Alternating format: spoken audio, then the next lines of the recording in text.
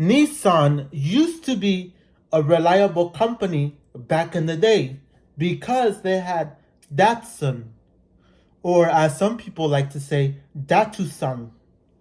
So Datsun was the original name for Nissan, but as soon as Nissan bought it, they started changing Datsun and removing that name and just leaving it as Nissan. Okay, and then they went for the more luxurious company, which I am so lost at this moment because okay, so they went to a more so they went to a more luxurious company, a vehicle, a brand that they brought out, which was the Infinity.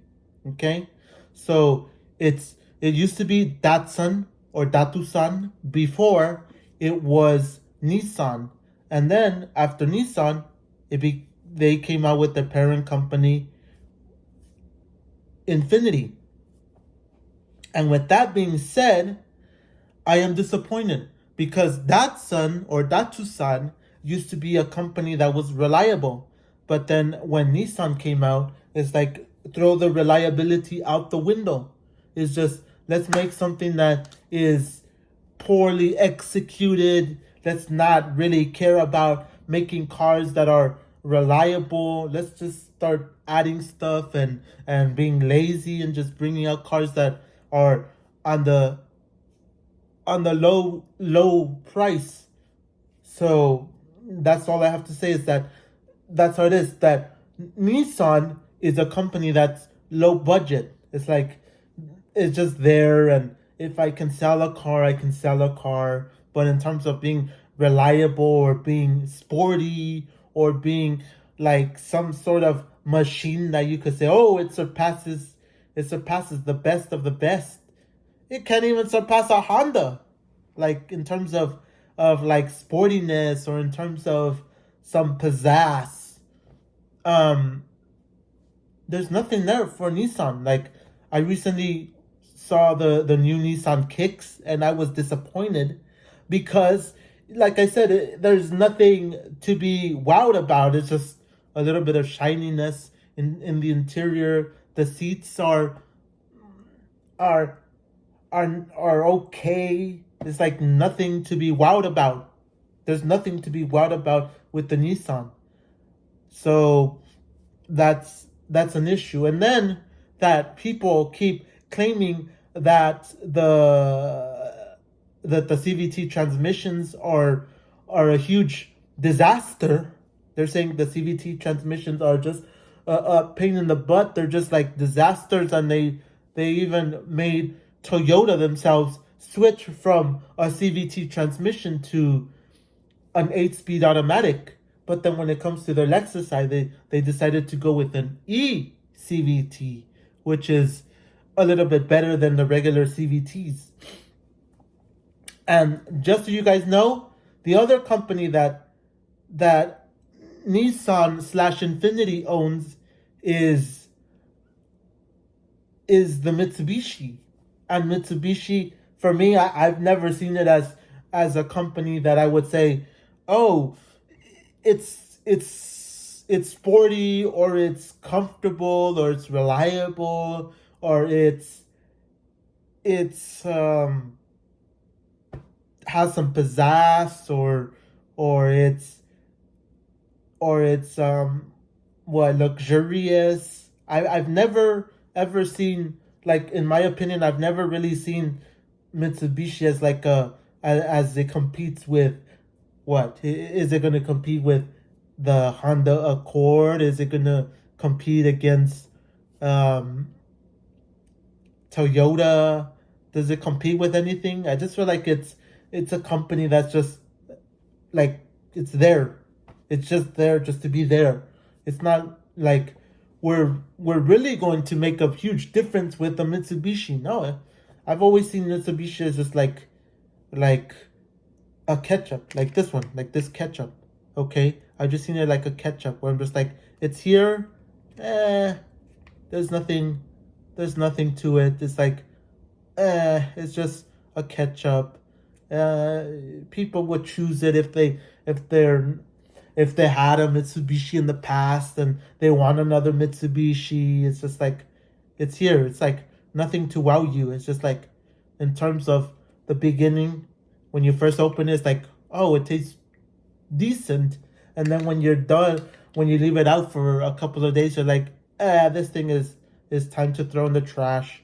So that's how I feel about Mitsubishi. That it's like a company that's there, and it may wow some people, or may have them happy for some time, and then they lose interest.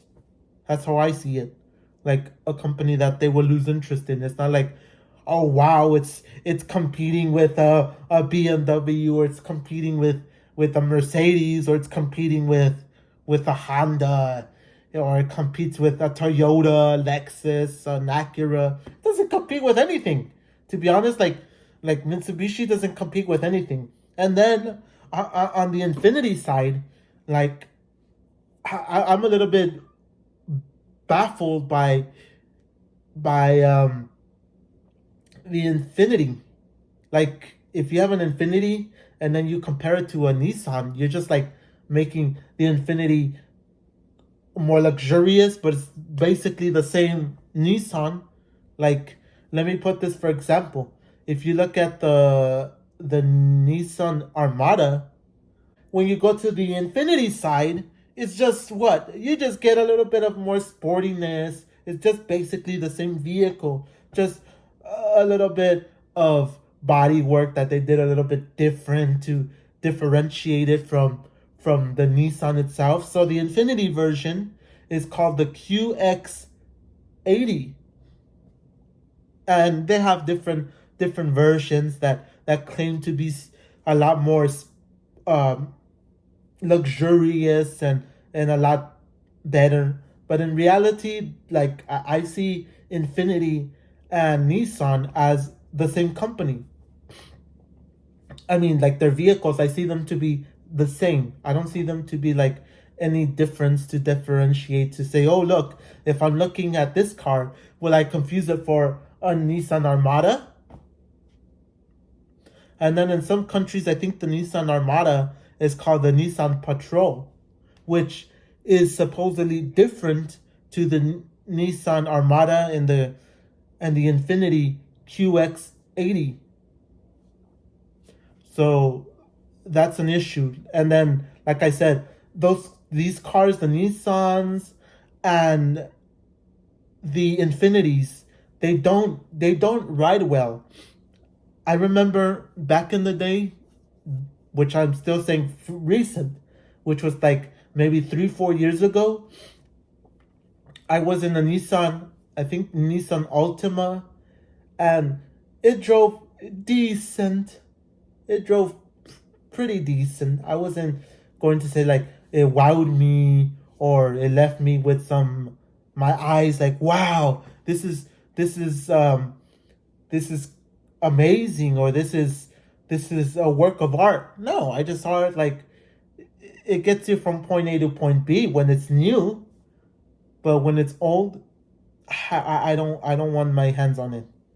But when it's new, I'm like, oh, from point A to point B, fairly decent. It's not like going to wow anybody. It's not going to be like, wow, I'm in a sporty car. I'm in a luxurious car. I'm in something that is worth the price. No. So that's what I'm saying. Like these three car companies, I feel like Nissan is like if I'm looking at Nissan, I say, oh, for somebody that is probably a mechanic, you could say, oh, I like it. It's decent in terms of like the ride quality and the way it drives is decent enough to get through the day. Infinity is like a little bit sportier, but still has the Nissan faults and still makes you feel like you overpaid, because I don't really see people with Infinities like new and like Infinities from like 2005 and they say, wow, I still have my Infinity from 2005.